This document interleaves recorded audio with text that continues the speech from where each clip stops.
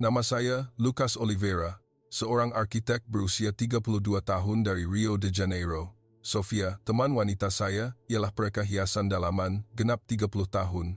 Kami berdua pernah ke Eropah berkali-kali, ke New York, ke Dubai, ke Singapura. Setiap tempat yang kami kunjungi, kami sering merasakan, oh, inilah dunia moden. Tetapi Malaysia dalam fikiran kami, ia adalah sebuah negara yang penuh sesak dengan kesesakan jalan raya, gerai makanan di tepi jalan yang mungkin ada lalat, orang yang peramah tetapi lambat bekerja, dan hanya dipenuhi berita politik yang huru-hara. Kami tiba di Kuala Lumpur hanya kerana tiket murah dan merancang untuk singgah 2 malam sebelum terbang ke Paris. Pesawat mendarat pada jam 3 pagi. Saya masih mamai. Tetapi apabila pintu pesawat dibuka, udara lembap yang hangat menyentuh wajah saya dan semuanya mula tersasar dari jangkaan sejak langkah pertama. Jejantas pejalan kaki KLEA panjang seperti terowong futuristik. Lantai marmar berkilat licin sehingga memantulkan siling. Lampu putih lembut menyinari sehingga mata terbuka luas. Tiada bau rokok, tiada jeritan, tiada siapa yang menolak. Semua orang beratur kemas, seolah-olah telah dilatih. Ini lapangan terbang atau hotel 6 bintang. Sofia berbisik. Saya tertawa sinis. Mungkin luaran sahaja yang cantik, bahagian dalamnya pasti sama huru-hara seperti Rio. Tetapi semakin kami berjalan, semakin sunyi. Pegawai imigresen tersenyum kepada kami dalam bahasa Inggris beraksen jelas. Selamat pagi, selamat datang ke Malaysia. Semoga percutian anda menyeronokkan. Selesai berkata, dia memberi anggukan hormat yang sedikit tunduk. Saya dan Sofia berpandangan, jam 3 pagi, kepada 2 orang asing yang baru tiba. Kami keluar dari pemeriksaan tanpa perlu beratur walau seorang pun. Beg pakaian kami keluar yang pertama. Di kaunter maklumat, terdapat papan tanda dalam bahasa Portugis bertulis, "Selamat datang warga Brazil. Jika anda memerlukan bantuan, sila hubungi kami bila-bila masa." Di bawahnya, terdapat nombor kecemasan 24 jam. Saya berdiri terpaku. Sofia ketawa perlahan. "Lucas, ini bukan dunia yang kita sangka." Dah. 9. Dalam perjalanan ke hotel, teksi Grab Premium yang ditempah adalah Proton X70 baharu yang bersih. Pemandu, seorang pakcik berbaju polo biru, membuka pintu dengan senyuman. Di dalam kereta, terdapat 2 botol air sejuk dan tuala sejuk berbau serai yang wangi. Dia bertanya kepada kami dalam bahasa Inggeris yang perlahan, "Letih ke, Tuan?" Saya pasang muzik perlahan-lahan supaya boleh berehat. Saya melihat keluar tingkap. Lebuh raya bertingkat menjulang tinggi membelah bandar yang sedang tidur. Lampu dari bangunan pencakar langit memantul di permukaan air Sungai Klang yang mengalir selari. Segalanya terlalu tenang dari yang kami jangkakan untuk sebuah bandar dengan 8 juta penduduk. Saya menoleh, berbisik kepada Sofia, rasa macam tersilap mendarat di planet lain. Lah. Dia ketawa dan memegang tangan saya perlahan. "Mungkin kita baru jumpa planet yang betul, Lucas." Malam itu, saya tidur dengan perasaan yang aneh, seolah-olah baru melangkah ke planet baharu di mana segala-galanya kelihatan biasa tetapi beroperasi dengan cara yang tidak pernah kami fahami sebelum ini. Saya belum tahu dalam beberapa hari akan datang, planet ini akan mengubah hidup kami selama-lamanya. Pagi pertama di Kuala Lumpur, saya terjaga dengan bunyi burung yang tidak dikenali berkicau di balkoni hotel. Sofia masih tidur nyenyak. Saya berjalan membuka langsir. Cahaya keemasan membanjiri bilik. Melihat ke bawah, jalan Tun Razak sudah mula sesak. Barisan kereta yang panjang seperti sungai besi yang mengalir perlahan. Oh Tuhan, saya mendengus perlahan. Sofia tersedar, berjalan melintasi saya dan mengeluh panjang. "Inilah yang kita takutkan, Lucas. Sesak macam ni, kita pasti lambat. Kami perlu menghadiri mesyuarat dengan klien Malaysia yang ditempah sejak dari Brazil projek reka bentuk kondominium mewah di tepi Sungai Klang. Klien meminta kami berada di tapak projek pada jam 9 pagi. Sekarang sudah 8.40 pagi. Van hotel baru tiba di lobi. Pemandu van, seorang lelaki pertengahan umur dengan senyuman lebar sehingga menampakkan gigi putih, berkata, "Jangan risau, Encik Lucas. Saya pasti bawa sampai tepat pada masanya." Saya mengangkat kening. "Sesak macam ni?" Dia tersenyum lebih lebar. "Sesak, Tuan, tapi saya tahu jalan pintas." Van bergerak meninggalkan hotel. Saya mengukur masa dengan telefon. Purata kelajuan tidak sampai 15 km, J. Motosikal kapcai menyelit di antara lorong seperti sekumpulan ikan. Bau asap egsos bercampur dengan bau sarapan nasi lemak melayang masuk ke dalam van. Sofia mula merungut. Kalau di Rio, kita sudah bergaduh. Saya mengangguk. Kami berdua pernah bertengkar kerana kesesakan jalan raya entah berapa kali.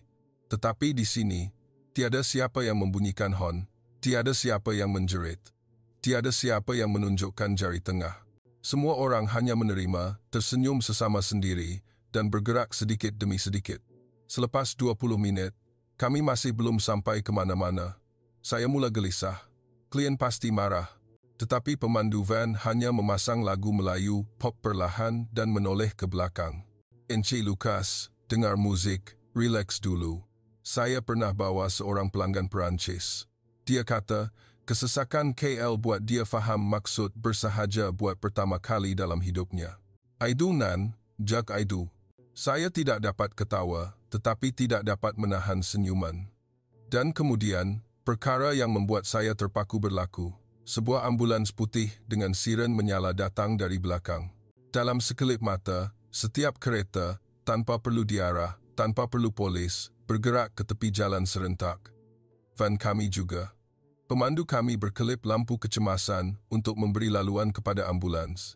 Dalam masa 10 saat, ambulans itu meluncur laju melepasi kami seolah-olah jalan itu kosong. Saya ternganga. Sofia menoleh kepada saya, mata terbeliak. Nampak, Lucas, macet neraka, tapi hati mereka tidak macet langsung. Akhirnya, kami tiba di tapak projek pada jam 9.15 pagi. Klien, Encik Faizal, pemilik projek, sedang menunggu di hadapan papan tanda tapak. Daripada marah, dia mengangkat tangan, memberi salam, dan tersenyum lebar. Apa khabar, Encik Lucas? Tak perlu tergesa-gesa, jalan sesak ya, saya faham. Dia menghulurkan 2 gelas teh tarik ais yang sejuk kepada kami. Saya menghirup teh ais yang manis dan pekat itu, melihat kesesakan jalan raya yang masih perlahan di kejauhan, dan terasa seperti ditampar dengan kelembutan. KL memang sesak. Tetapi hati orang di sini lebih lapang daripada langit. Saya menoleh, berbisik kepada Sofia, kalau separuh macam ni di Rio, Rio pasti lebih seronok untuk didiami. Dia mengangguk dan tersenyum senyuman pertamanya hari itu. Mungkin kita perlu belajar lebih banyak dari planet ini, Lucas, daripada yang kita sangka. Anduk Dazima. Tengah hari itu, kami makan tengah hari di sebuah restoran di tepi Sungai Klang. Klien membawa kami makan udang galah besar dengan sambal belacan yang pedas sehingga berair mata. Semasa makan, Sofia membuka telefonnya untuk memeriksa email dan wajahnya pucat serta-merta. Lucas, tiket penerbangan ke Paris esok dibatalkan. Saya merampas telefon itu. Syarikat penerbangan menghantar notis bahawa terdapat masalah overbooking dan penerbangan ditunda 10 hari atau wang dikembalikan sepenuhnya. Kerongkong saya kering. Okey, pulangkan duit dan tempah yang baharu. Tetapi, apabila saya membuka aplikasi tempahan, harga baharu telah melonjak 3 kali ganda. Tiket kelas perniagaan ke Paris dari KL semasa musim perayaan Hari Raya ini terlalu mahal sehingga saya ternganga. Klien yang duduk di sebelah ketawa perlahan. Jangan risau, Encik Lucas. Selalu berlaku apabila Hari Raya menjelang tiba, semua orang Malaysia balik kampung. Atau, kenapa tak cuba tinggal di sini untuk seketika? Saya ada unit kosong dalam projek ini, boleh tinggal percuma. Anggap sahaja anda tetamu saya. Saya dan Sofia berpandangan. Dalam fikiran, masih ada amaran untuk tidak tinggal lama-lama, takut bosan. Tetapi dalam dompet, wang kami tidak cukup untuk membeli tiket baharu serta-merta. Setuju, jawab saya tanpa berfikir panjang. Petang itu, kami berpindah ke kondominium mewah tepi sungai yang masih dalam pembinaan. Unit contoh di tingkat 38 dengan pemandangan penuh Sungai Klang. Matahari terbenam di kaki langit. Cahaya jingga keemasan memantul di air sungai. Sofia berdiri memeluk tubuhnya. Kita terperangkap di planet ini, Lucas. Saya memeluk bahunya dan merasakan keterujaan yang tidak pernah saya alami sebelum ini. Seperti seorang kanak-kanak yang tersesat di taman hiburan dan sedar tiket pulang telah hilang. Malam itu, saya membuka email daripada rakan kongsi dengan tajuk Project Rio Grand Vista. Klien telah membatalkan kontrak. Saya membaca dan hati saya jatuh.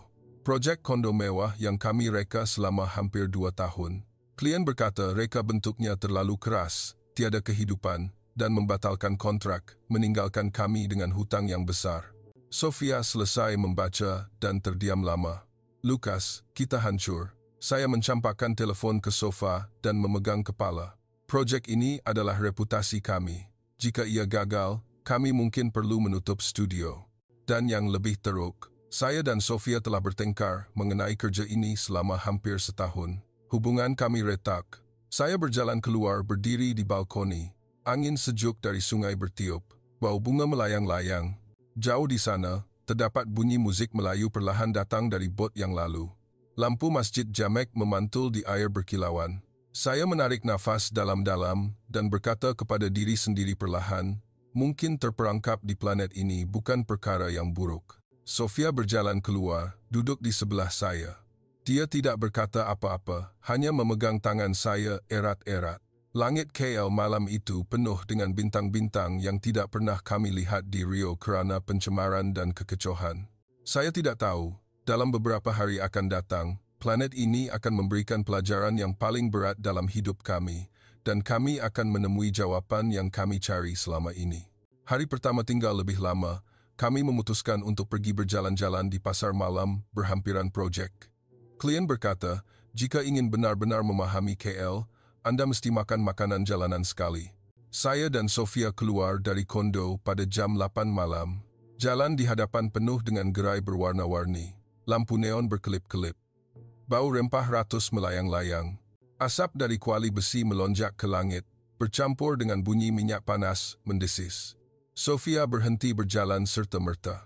Lukas, ini betul-betul pasar makanan jalanan, nampak tak bersih. Dia menunjuk ke gerai Char Kway Teow. Ada 2-3 ekor lalat berterbangan, lantai berminyak, penjual memakai t-shirt lama, tangan hitam. Saya mengaku saya rasa benda yang sama. Di Rio, kami sentiasa mengelak makanan jalanan kerana pernah keracunan makanan 2 kali. Makan sate sahaja, boleh? Saya bertanya. Sofia menggeleng. Balik makan di convenience store sahaja. Asa andau. Tetapi pada saat itu, seorang budak perempuan kecil, kira-kira 10 tahun, berjalan terus ke arah kami. Dia memakai uniform sekolah putih yang bersih, memegang sebungkus Char Kway Teow yang masih panas. Abang Mat Saleh, cuba makan CKT saya. Paling sedap di kawasan ni. Dia menghulurkan bungkusan itu, tersenyum lebar sehingga matanya sepet. Saya memandang ibunya yang berdiri di belakang gerai. Wanita pertengahan umur itu tersenyum malu-malu dan memberi anggukan hormat. Hati saya lembut. Saya menghulurkan 10.00. Budak perempuan itu mengambil wang itu dan berlari kepada ibunya. Dah jual mak. Kami berjalan, duduk di meja plastik kecil di tepi jalan. Saya membuka bungkusan itu. Bau udang kering panggang wangi semerbak. Udang besar tersusun cantik. Mie lembut kenyal, dibungkus dengan telur rangup dan daun pisang. Sofia mencuba suapan pertama dan matanya terbeliak. Lukas, ini lebih sedap daripada restoran Michelin Star di Rio. Saya mencuba suapan seterusnya. Rasa masam, manis, masin, pedas bercampur sempurna. Pedas sedikit dari cili segar yang ditambah oleh budak kecil itu. Kami berdua makan tanpa berkata apa-apa, menghabiskan bungkusan dalam 5 minit. Semasa itu, ibu budak itu datang untuk mengambil pinggan. Dia bercakap dalam bahasa Inggris yang gagap. Anak perempuan saya sakit leukemia. Saya jual CKT untuk bantu bayar kos rawatan. Dia memberi anggukan hormat kepada kami sekali lagi. Matanya bergenang air mata. Saya dan Sofia tersentak. Budak perempuan yang tersenyum lebar sebentar tadi berjalan kembali dengan sekeping pil. Dia memberikannya kepada ibunya, kemudian menoleh kepada kami. Tersenyum seolah-olah tiada apa yang berlaku. Air mata Sofia menitis. Dia mencapai dompetnya, menghulurkan RM-1 kepada ibu budak itu. Tolonglah guna untuk rawatan anak awak. Ibu budak itu hampir berlutut. Saya berdiri, memeluk wanita itu perlahan. Dia membalas pelukan, berbisik di telinga saya dalam bahasa Inggris, "Thank you, big brother, you make my mom smile today." Malam itu, Kami berjalan kembali ke kondo tanpa berkata apa-apa untuk masa yang lama. Sofia menangis perlahan sepanjang jalan. Saya memeluk bahunya erat-erat. Makanan jalanan yang pernah kami pandang rendah kini mempunyai rasa harapan, ketabahan dan kasih sayang seorang ibu dan anak. Saya menoleh, memberitahu Sofia, kalau di negara kita ada separuh rasa macam ni, kita takkan takut kemiskinan macam ni. Dia mengangguk, tersenyum melalui air mata. Planet ini mula buat saya nak kenal dia lebih lagi, Lucas. Keesokan paginya, klien kami, Encik Faizal, mengajak kami melawat bangunan Sultan Abdul Samad. Jika ingin benar-benar memahami seni bina Malaysia, anda mesti datang ke sini, katanya sambil tersenyum. Saya ketawa dalam hati. Kami datang untuk mencari idea kondo mewah, bukan melawat bangunan lama. Tetapi apabila kereta berhenti di hadapan bangunan pada jam 7 pagi, saya ternganga.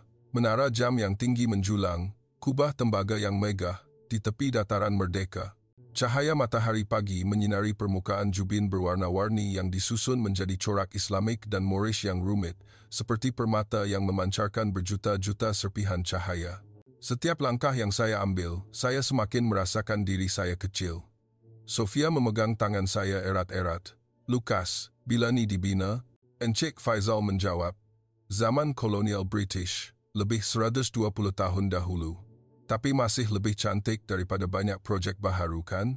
Saya mendaki tangga marmar. Tangan saya menyentuh dinding yang dihiasi dengan seramik lama. Arkitek dalam diri saya mula menggeletar. Setiap struktur seimbang dengan ajaib. Kubah utama berdiri di atas asas segi empat sama, tetapi tidak terasa kaku. Setiap sudut melengkung, setiap perkadaran dikira agar sesuai dengan angin dan cahaya matahari. Saya berhenti di koridor, melihat ke bawah. Sungai Klang mengalir perlahan di kejauhan.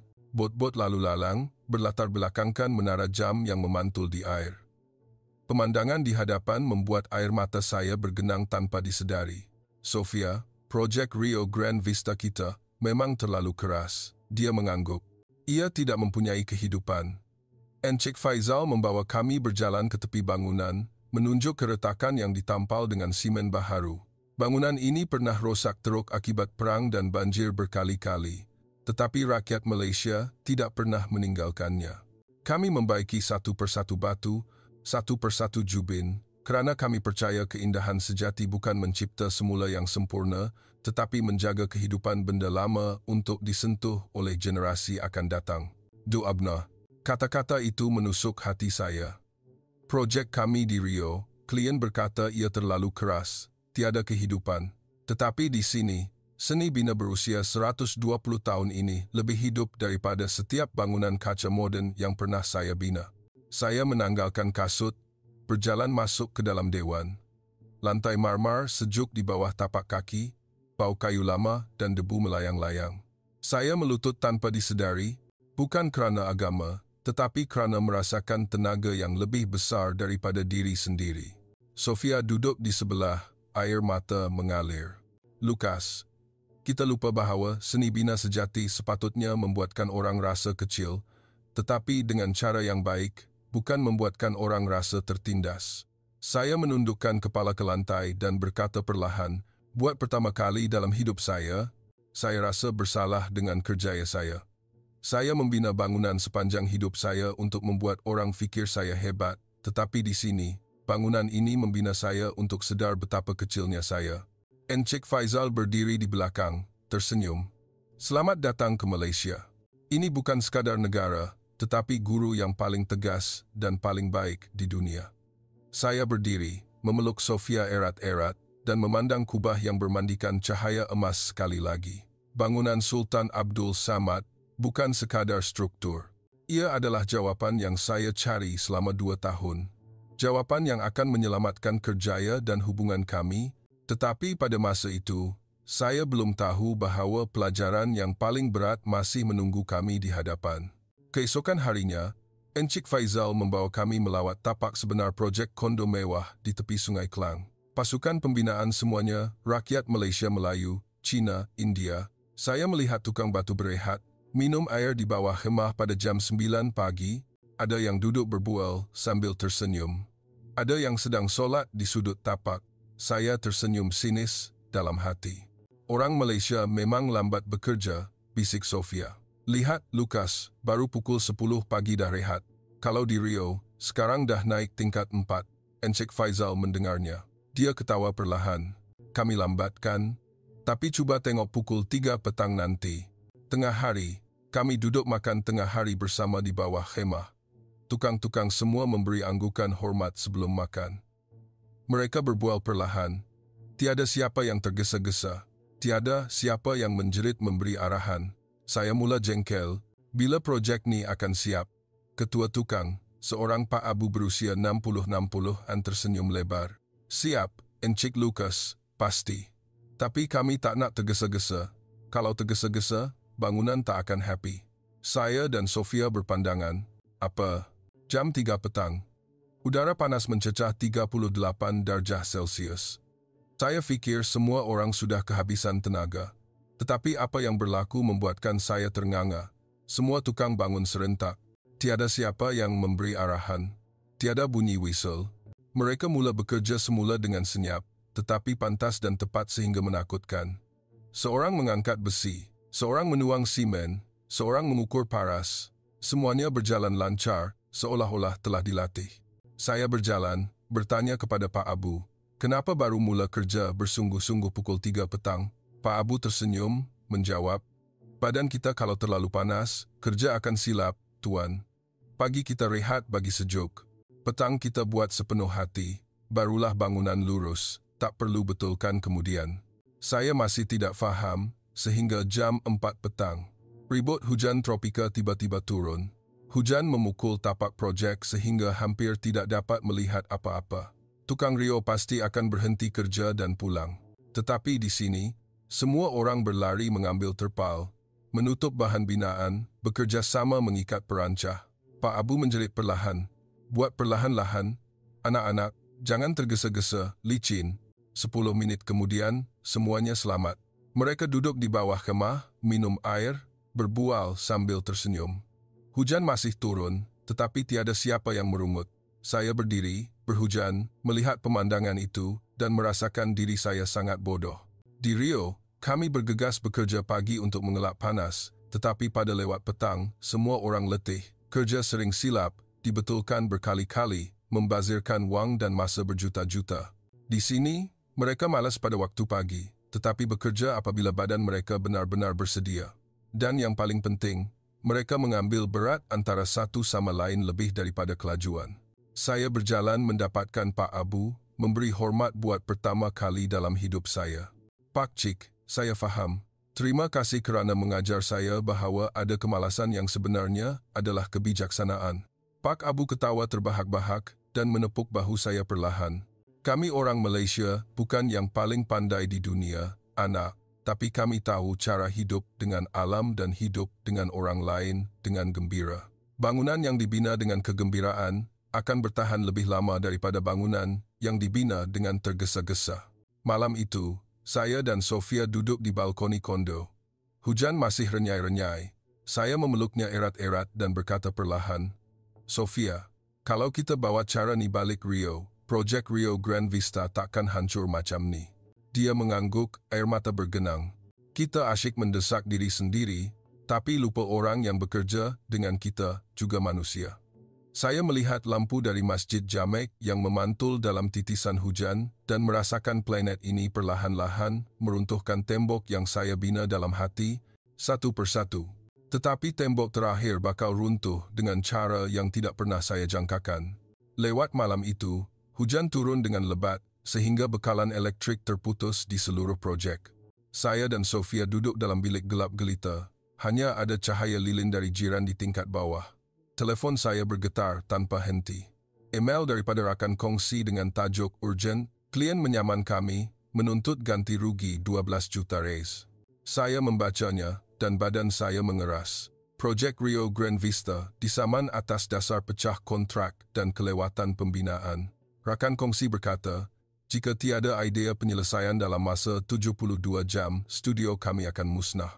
Saya mencampakkan telefon ke lantai, duduk memegang kepala. Sofia menangis teresak-esak. Kita hancur, Lukas. Semua yang kita bina, hilang. Saya bangun, berjalan mundar-mandir dalam bilik gelap. Bunyi hujan memukul bumbung seperti sedang memukul kepala saya. Kita kena balik Rio esok juga. Kena selesaikan masalah ni sendiri, tetapi tiket masih tiada. Wang dalam akaun tidak sampai 10,000 reais. Saya rebah ke lantai, air mata mengalir buat pertama kali dalam 10 tahun. Dan kemudian, pintu bilik diketuk. Encik Faizal berdiri di hadapan pintu, memegang bakul makanan dan lilin. Di belakangnya, ada Pak Abu dan 4 tukang lain berdiri sambil tersenyum, memegang payung. Dengar bunyi tangisan dari tingkat bawah, Tuan. Jadi kami datang bersama-sama. Saya ternganga. Sofia cepat-cepat mengesat air mata. Encik Faizal masuk, duduk di sebelah saya tanpa bertanya apa-apa. Kemudian bertanya perlahan, apa yang berlaku? Saya menceritakan segalanya, air mata mengalir tanpa henti. Projek gagal, klien menyaman, wang habis, studio hampir muflis. Selesai bercerita, saya menundukkan kepala, tidak berani bertentang mata dengan sesiapa. Bilik senyap, hanya bunyi hujan. Kemudian Pak Abu mula bercakap. Saya pernah bina rumah untuk anak perempuan saya. Siap sehari, anak perempuan meninggal dalam kemalangan. Bangunan yang dibina dengan tergesa-gesa memang tak kekal lama, Tuan. Tukang-tukang lain mengangguk. Encik Faizal membuka komputer riba yang basah. Encik Lukas, Anda sudah lihat bangunan Sultan Abdul Samad kan? Esok pagi, saya bawa Anda jumpa orang yang akan bantu Anda. Saya memandangnya, tidak faham. Siapa? Dia tersenyum. Seorang arkitek Malaysia yang pernah bantu projek yang saya fikir akan gagal juga. Dia pernah disaman 3 kali, tapi setiap kali dia menang sebab dia tak betulkan bangunan. Dia betulkan hati bangunan. Malam itu, pasukan tukang Malaysia duduk makan bersama di bilik kami. Mereka menghidangkan nasi lemak, satai dan teh tarik. Mereka menceritakan kisah hidup mereka. Seorang pernah dipenjara kerana hutang, seorang anaknya kurang upaya. Tetapi semua orang masih tersenyum. Pak Abu mengangkat gelas teh tarik. Di Malaysia, kita ada perkataan, sudahlah. Sudahlah kita bersedih seorang diri. Sudahlah kita tergesa-gesa sampai lupa orang di sekeliling. Saya mengangkat gelas mengikut, air mata bercampur dengan teh tarik. Sofia memeluk bahu saya, menangis tetapi tersenyum. Hujan masih lebat, tetapi bilik yang dulunya gelap gelita kini menjadi tempat yang paling hangat dalam hidup saya. Keesokan paginya, Encik Faizal membawa kami bertemu dengan Tuan Haji Kamarudin, seorang arkitek Malaysia berusia 68 tahun yang pernah disaman sehingga hampir membunuh diri, tetapi kembali membina masjid dan projek yang paling indah di negara ini. Beliau sedang menunggu kami di sebuah wakaf di tepi sungai dengan latar belakang bangunan Sultan Abdul Samad. Beliau mengucapkan ayat pertama yang membuat saya rebah ke lantai sekali lagi. Bangunan boleh tumbang, tetapi manusia yang tumbang mesti bangkit. Anda nak betulkan bangunan atau nak betulkan hidup? Saya meraung menangis. Sofia memeluk saya erat-erat. Dan pada malam kami fikir segalanya telah musnah. Kumpulan orang Malaysia ini baru menyalakan semula api dalam hidup kami. Pagi itu, saya dan Sofia duduk berhadapan Tuan Haji Kamarudin di wakaf kayu lama. Angin dari sungai bertiup sejuk. Hanya ada bunyi air memukul tebing dan burung bangau terbang melintas. Tuan Haji menyalakan 3 batang kemenyan, mencucuknya di dalam pasu pasir dan menoleh melihat saya terus. Encik Lukas, Anda membina bangunan untuk apa? Saya tersentak. Soalan mudah, tetapi saya tidak dapat menjawab serta-merta. Untuk reputasi, untuk wang, untuk dipuji klien. Tuan Haji tersenyum kecil dan menunjuk ke arah bangunan Sultan Abdul Samad. Bangunan ini siap lebih 120 tahun dahulu. Tiada siapa tahu nama arkiteknya. Tetapi orang masih menghargainya setiap hari kerana dia membina untuk memberi, bukan untuk mendapat. Saya menundukkan kepala. Sofia memegang tangan saya erat-erat. Tuan Haji mengambil sekeping kertas putih dan pen, meletakkannya di hadapan saya. Cuba lukis semula. Projek Rio Grand Vista. Tapi kali ini, lukis tanpa memikirkan tentang diri sendiri sedikit pun. Tangan saya menggeletar, tidak dapat memegang pen. Tuan Haji meletakkan tangannya di bahu saya perlahan. Di Malaysia, kita ada perkataan kasih sayang. Bina bangunan dengan kasih sayang, bangunan akan menjaga. Bina dengan ketamakan, bangunan akan memakan. Kemudian, Dia menceritakan kisahnya sendiri. Pernah membina resort mewah di Pulau Pinang. Klien meminta disiapkan sebelum hari raya. Dia mengarahkan tukang bekerja 16 jam sehari. Akhirnya, perancah runtuh, 3 tukang mati. Dia disaman, dimaki, hampir menembak diri sendiri. Malam itu, saya datang duduk di sini, katanya, menunjuk ke lantai wakaf. Seorang ustaz di masjid bertanya, "Kamu bina bangunan untuk siapa?" Saya tak boleh jawab. Jadi dia kata, "Kalau tak boleh jawab, jangan bina lagi." Saya mendengar, air mata mengalir deras. Sofia memeluk saya sehingga badan kami menggeletar. Tuan Haji mengeluarkan telefon lamanya, menunjukkan gambar projek yang dia lakukan selepas itu. Ia adalah sebuah sekolah di kawasan pedalaman, dibina daripada kayu terpakai dan interlocking bricks. Kanak-kanak berlari bermain, tersenyum lebar. Projek ni tak ada anugerah, tak ada penaja. Tapi setiap tahun, ada 40 orang kanak-kanak yang dapat belajar. Inilah bangunan yang paling saya banggakan. Saya rebah, melutut di hadapan Tuan Haji. Saya minta maaf. Saya faham. Saya bina bangunan sepanjang hidup saya untuk membuat orang fikir saya hebat, tapi tak pernah tanya, adakah bangunan itu akan membuat orang di dalamnya gembira? Tuan Haji mengangkat saya, memeluk saya seperti bapa memeluk anak. Balik Rio dan bina semula. Tapi kali ini, bina untuk orang yang kamu sayang dan orang yang kamu pernah kenal. Petang itu, saya dan Sofia duduk di tepi sungai sehingga lewat malam. Saya mengoyakkan pelan lama Rio Grande Vista, membuangnya ke dalam air dan mula melukis semula di atas kertas yang diberikan oleh Tuan Haji. Kali ini, tiada bangunan kaca pencakar langit. Hanya ada taman langit 3 tingkat. Tingkat bawah terbuka luas untuk angin laut, sungai, ruang untuk kanak-kanak bermain, untuk orang tua berehat, ada pokok besar yang akarnya akan memegang bangunan ke bumi. Sofia melihat pelan itu dan menangis. "Lukas, inilah bangunan yang sepatutnya kita bina dari awal." Saya memeluknya, melihat bangunan Sultan Abdul Samad yang dinyalakan pada waktu malam. Cahaya keemasan memantul di air sungai. Saya berbisik perlahan, "Terima kasih kerana membuatkan kita runtuh, supaya kita boleh membina semula dengan betul." Malam itu adalah malam saya benar-benar dilahirkan semula. Bukan di hospital, tetapi di wakaf kayu lama di tepi Sungai Klang, dengan bantuan orang Malaysia yang pernah saya pandang rendah. 3 hari selepas itu, saya dan Sofia tidak tidur. Kami melukis pelan baharu sepanjang malam dan siang. Tuan Haji Kamarudin, Pak Abu, Encik Faizal, dan seluruh pasukan tukang bergilir-gilir duduk di sebelah kami. Ada yang membawa teh tarik dan kuih muih tradisional. Ada yang hanya duduk diam dan tersenyum. Tiada siapa yang memberi arahan. Tiada siapa yang merungut. Hanya ada perkataan, "Buat perlahan-lahan, anak. Nanti siaplah tu." Pada hari ke-4, saya menghantar pelan baharu kepada rakan kongsi di Rio. Nama projek diubah dari Le Grand Vista kepada Casa Harmoni Rumah Keharmonian. Taman langit 3 tingkat.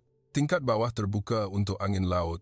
Ruang untuk kanak-kanak istimewa. Laluan landai untuk kerusi roda. Pokok besar yang akarnya akan memegang bangunan ke bumi, bukan hanya cerucuk konkrit. 2 jam kemudian, telefon berdering. Rakan kongsi menangis di telefon. "Lukas, klien tengok pelan tu." Dia pun menangis. Dia kata, inilah bangunan yang dia impikan selama ni. Bukan sekadar kondo, tapi rumah yang sebenar. Dia batalkan saman dan tambah bajet 20% supaya kita buat ikut pelan ni sebiji-sebiji. Saya meletakkan telefon, rebah ke lantai. Sofia berlari memeluk saya. Kami menangis bersama. Buat pertama kali, ia adalah air mata kegembiraan. Tuan Haji Kamarudin berdiri di sebelah, tersenyum. "Nampak, anak, kehebatan tak pernah diukur dengan ketinggian bangunan, tapi diukur dengan kedalaman hati yang disuntik ke dalamnya." Saya bertanya kepada Tuan Haji dengan suara yang bergetar, "Kenapa orang Malaysia ni baik sangat?" Tuan Haji duduk di sebelah, melihat Sungai Klang yang mengalir perlahan. "Sebab kami pernah susah, pernah hancur, pernah ditindas berkali-kali. Tapi setiap kali kami jatuh, ada orang hulurkan tangan. Jadi kami belajar, menghulurkan tangan kepada orang lain bukan kerugian, tapi mengumpul kebaikan untuk diri sendiri di hari kami jatuh lagi." Dan dia mengucapkan ayat yang akan saya ingat sepanjang hidup. Kehebatan manusia bukan pada membina bangunan yang paling tinggi, tetapi pada membina hati yang cukup luas untuk membiarkan orang lain masuk, tidak kira dari mana mereka datang, agama apa, bangsa apa. Kalau hati kita luas, dunia ini pun akan luas. Saya tunduk, memberi hormat kepada Tuan Haji. Sofia mengikut. Seluruh pasukan tukang berdiri, menepuk tangan perlahan. Tiada siapa yang berkata diri mereka hebat. Semua orang hanya tersenyum dan memberi anggukan hormat. Malam itu, kami mengadakan kenduri kecil di tepi sungai. Ada nasi lemak, satai dan teh tarik. Pak Abu mengangkat gelasnya untuk persahabatan yang lahir dari kehancuran. Saya mengangkat gelas mengikut, air mata mengalir lagi. Untuk Malaysia, yang mengajar kami bahawa kehebatan sejati bukan memiliki lebih daripada orang lain, tapi memberi lebih. Semua orang menjulang gelas serentak. Gelak tawa bergema di tengah cahaya dari bangunan Sultan Abdul Samad. Saya faham, Malaysia bukan sekadar planet baharu, tetapi planet yang mengajar setiap manusia untuk ingat, kita semua datang dari planet yang sama dan kasih sayang, belas kasihan dan memberi adalah graviti sebenar alam semesta. Setahun berlalu dengan pantas. Projek Casa Harmoni siap sepenuhnya. Pada hari pelancaran, klien yang pernah menyaman kami berdiri menangis di taman langit. Kanak-kanak berlari bermain. Orang tua di kerusi roda tersenyum lebar. Wartawan bertanya kepada saya, apa inspirasi projek ini? Saya memberi hormat dan menjawab dalam bahasa Portugis bercampur bahasa Malaysia. Ia mengajar saya bahawa bangunan terbaik bukan yang tertinggi, tapi yang membuatkan orang di dalamnya rasa mereka dilihat. Selepas itu, saya dan Sofia memutuskan untuk membuka studio baharu di Kuala Lumpur bernama Harmony Studio Malaysia Brazil. Kami hanya menerima projek yang memberi lebih daripada mendapat sekolah di kawasan setinggan, resort yang memelihara hutan, hospital yang terbuka untuk angin. Setiap tahun, kami pulang ke Rio hanya 2 bulan dan kembali tinggal di Malaysia 10 bulan. Rumah kami kini ada 2. Rio adalah akar, Kuala Lumpur adalah sayap. Tahun lepas, kami mengadakan majlis perkahwinan kecil di Taman Bersejarah di Melaka. Tuan Haji Kamarudin menjadi saksi. Pak Abu menjadi tuan rumah. Sofia memakai kebaya putih. Saya memakai baju Melayu dan samping. Tetamu terdiri daripada rakyat Malaysia dan Brazil. Kami bersumpah di hadapan semua orang untuk menghabiskan sisa hidup kami membina perkara yang membuat orang lain tersenyum. Malam itu, selepas majlis tamat, saya dan Sofia berjalan kembali ke wakaf kayu yang pernah kami rebah dan menangis. Sekarang, wakaf itu telah dibaiki baharu, dengan papan tanda kecil tertulis, dibina oleh Lukas Sofia, sebagai ginian, kenang-kenangan, hari kami dilahirkan semula. Manganting, ikan pena, WOO. Saya memeluk Sofia erat-erat, melihat kubah yang bersinar terang. Ingat hari kita tersilap mendarat di planet ni? Dia tersenyum, ingat, dan paling gembira kita tersilap. Saya mengangkat tangan, memberi hormat di dalam hati. Terima kasih Malaysia. Terima kasih Clia yang buat tiket hilang. Terima kasih kesesakan jalan raya yang buat hati kami lapang. Terima kasih makanan jalanan yang buat kami tahu rasa harapan. Terima kasih bangunan Sultan Abdul Samad yang buat kami tahu kehebatan tak perlu tinggi. Terima kasih semua rakyat Malaysia yang menghulurkan tangan semasa kami hancur. Dan terima kasih planet ini, yang bukan sekadar planet baharu, tetapi rumah kedua kami. Jika hari ini anda letih, hancur, atau tersesat, cubalah datang ke sini sekali, datang ke Malaysia. Dan anda akan dapati, kadang-kadang, tersesat mungkin adalah perjalanan menuju destinasi yang sebenar. Assalamualaikum dan terima kasih kerana membaca sehingga tamat. Lucas Oliveira, arkitek yang pernah angkuh, tetapi kini hanya seorang manusia kecil yang paling bahagia di dunia.